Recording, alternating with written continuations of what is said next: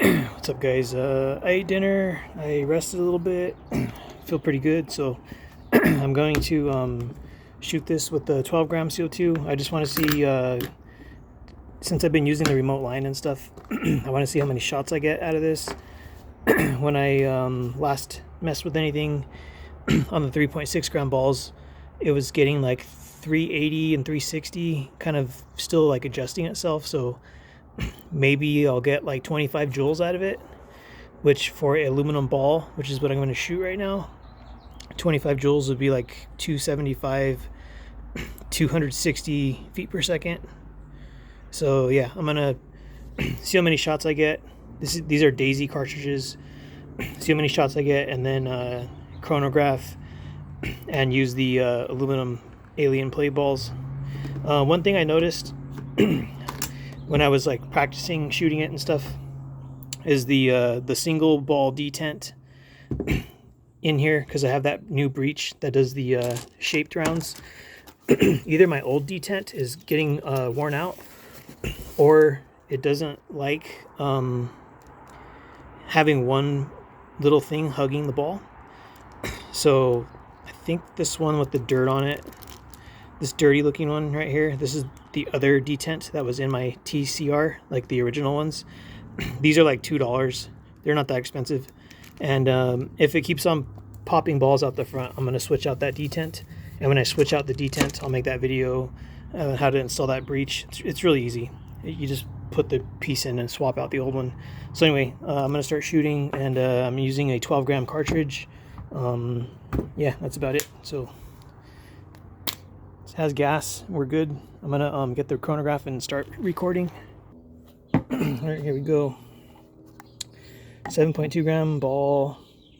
I'm thinking I'll hit 250 or 260 feet per second, somewhere around there. Or maybe not.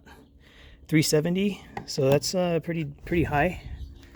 370 is 40, close to 47 joules. 375 is 47 joules. So yeah, like I feel like since I adjusted it and let it rest and then shot again and did all kinds of weird stuff with the gas pressure and all that, I feel like it's just kind of all over the place right now. 342, but also I'm using a CO2 cartridge, so it only has like 4 powerful shots, and then it's going to start going lower and lower because it's only a 12 gram cartridge.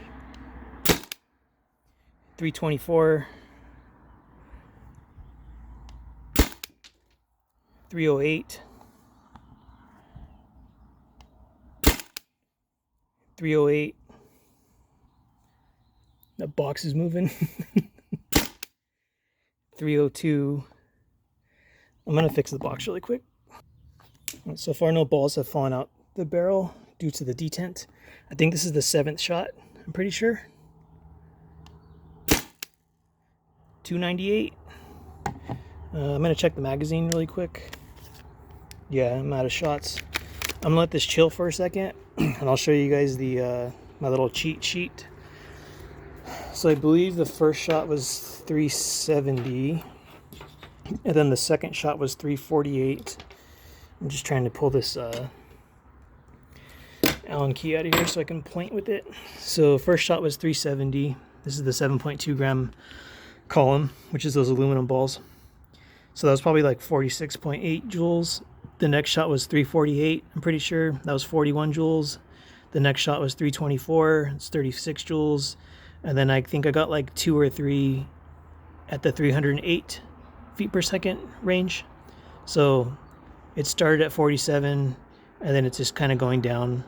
I'm going to load up another, I guess I'll try another 7 rounds, but I think I'll only get like 5 shots. 1 second. All right, this is the same cartridge. It's had 7 shots taken out of it. If I have a spike, it's because this has been resting for a couple minutes. And then if it's not 298 or higher, it's because the CO2 is basically done, the cartridge. 334. 278. So that's shot number 9. 224. Shot 10 was right there. Shot 11, it's 170. It's not that strong. 100. So I'm pretty sure it's out of gas. So I was able to get 12 shots, which that's kind of my goal with using a CO2 cartridge, to be able to get 12 shots out of it. And that was before I installed the remote line.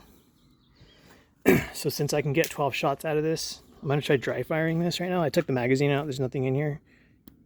Yeah, no fire. So, yeah, I can get 12 shots out of this on a 12 gram CO2 cartridge.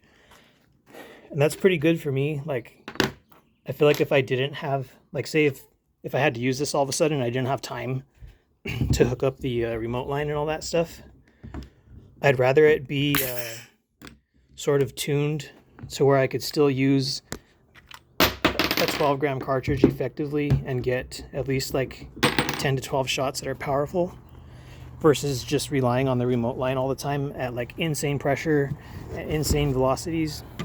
Because if I do that, if I ever need to use it, like suddenly I need to use it, I'd rather have the quick option of being able to use a CO2 cartridge and it still get at least like 10 or 12 shots. So where I have it right now, it's good. In my eyes, in my opinion, it's good to have it the way it is right now. That way I can go back and forth without having to switch that velocity screw. I'm going to load up the 12 round magazine and use the MCS Devastators, the shaped ones, because I haven't tried using the shaped projectiles on a CO2 cartridge yet. So I'll see what numbers I get. And I made a new, it's not a new paper, but I made a new column for these things. So 9.88 grams, and these are the FPS readings, and this is the joules. So based on the aluminum ones, I think my first one will be around 300 maybe. 41 joules, 320 maybe. And then it'll just start going down because I'm using a CO2 cartridge. So yeah, I'm gonna do all this, like load up some rounds and all that, and I'll be right back. All right, guys, I got 6 Devastator rounds in here. I'm gonna puncture the CO2. The first time I tried using these, I think the third shot, the round didn't load correctly in the breech, and it because they're front heavy, basically like this ball weighs like 8.5 grams, and then the rest of this weighs like 1.3 grams, the red plastic stuff. So I feel like, and even I think Sean commented that these tend to just kind of like do this when they get loaded into the breech. So it's just something to keep in mind if you want to use this breech and these projectiles. There's a lot of other ones that they make on the market. Like there's plastic ones that weigh like 3.5 grams. You can find them all over the place. Different types of shaped projectiles like that. I just got those because I mainly wanted to use them for the revolver, the T4E revolver, because that one, the magazine is like, it's flat and it doesn't, there's no spring feeding it into anything. So here we go, gassing it up. It has gas, no weird leaks or anything. First shot. So I'm thinking I'm going to get like at least 300 feet per second on this shot. This is 9.88 grams, so it's pretty heavy. 300. I'm going to get some stuff really quick. All right, next shot. So I think that was like 41 joules maybe. 302. Still hitting hard. 272. I'm going to fix the box. So yeah, those first shots were 41 joules, the 300 feet per second ones. And that last shot was 33 joules. This is the fourth shot. 298. The marker's been resting for a minute because I messed around with the box, got the rounds out of there because I don't want them to crack. 274. I think I have one more shot and then I'll reload. All right, so I think I have a misaligned load. Yeah, so you can see in there, see that shiny thing? The ball, when it loaded in, it like, the heavy part went flat. Yeah, you can see it now, they're red. So all I have to do is basically hold this, flip it over.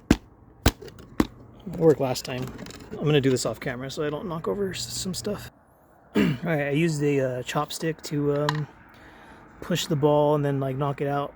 I put the aluminum rounds back in here, so I'll see what I get. This is shot 5 rounds and then 1 misaligned projectile. So it's had 6 shots taken out of the cartridge. And this is the 7.2 gram aluminum ball. 346. 292. So this cartridge is probably done. 274. 234.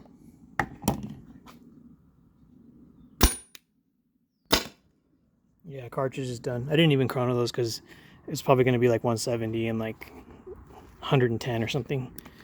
So yeah, I can get, right now I can get like 10 good shots out of the cartridge, which to me is good. Because like I said earlier, in the event I need to use this, all of a sudden where I don't have time to go look for my remote line and my tank and all that crap, I could just plug a CO2 in here and just start firing, and I'll have at least 10 good shots, which is mainly all you would really need with like less lethal launchers. I mean, when I'm target practicing and all that, I'll readjust this, or if I feel like blowing out my O-ring on my valve spool, I'll crank this up all crazy. But for me right now, this is fine, like hitting like 47 joules, 48 joules or whatever.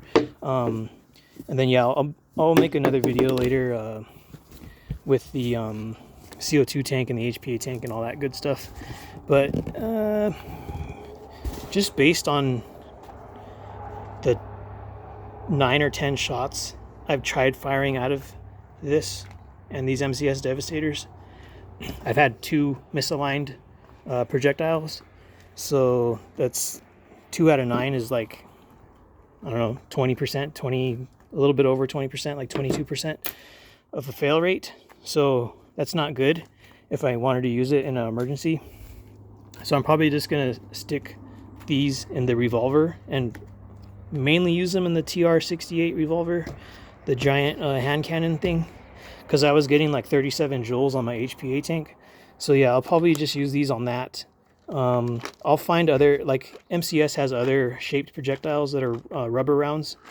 And there's like BK Kinetics, and like there's obviously like first strike rounds, but those are not, they don't weigh that much.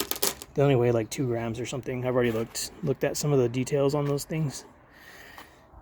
But yeah, anyways guys, it's back in action, no issues. Yeah, I'll probably film another video with the remote line and all that. I moved this up. I can't push it back any further because if I have it back to where I have a full use of this finger thing right here, it doesn't align, like a Picatinny rail gets in the way of the screw. So when I push it forward, it's like right here. So I just moved it all the way up. There might be like 1 or 2 more rails underneath here, but it's very comfortable. I like this. It was only $10 from A&S Gear. Anyways, guys, have a good night, and maybe I'll see you tomorrow. Maybe I'll see you Monday or Tuesday. Later.